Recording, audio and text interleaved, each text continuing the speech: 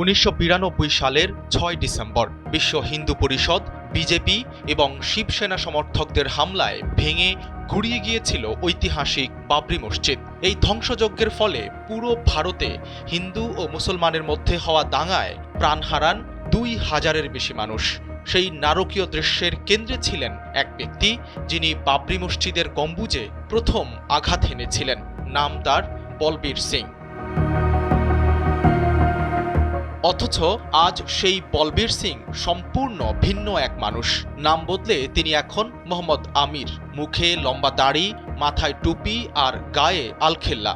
যে বলবীর সিং একদিন বাবরির চূড়া থেকে ইট খসিয়েছিলেন, আজ তিনি ভারতের বিভিন্ন জায়গায় ভেঙে পড়া মসজিদ মেরামতের জন্য নিরলস ছুটে বেড়াচ্ছেন।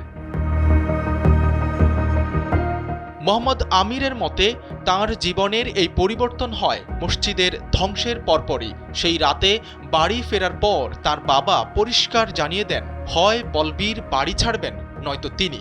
বাবার দুঃখ আর ক্ষোভে বলবীর সিংকে সেদিনই বাড়ি ছাড়তে হয়। এর কিছুদিন পরেই মসজিদে হামলায় তার সহযোগী বন্ধু যোগিন্দর সম্পূর্ণ পাগল হয়ে যান।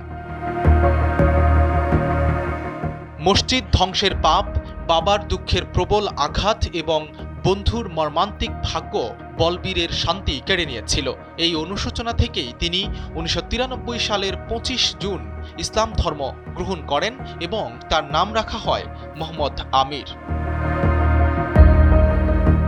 এরপর থেকে মোহাম্মদ আমির তার ভুলের প্রায়শ্চিত্ত করার কাজে নেমে পড়েন। জানা যায় 1993 সাল থেকে উত্তর ভারতের মেওয়াত সহ বিভিন্ন জায়গায় তিনি ভেঙে পড়া বেশ কিছু মসজিদ খুঁজে তা মেরামত করার ব্যবস্থা করেন।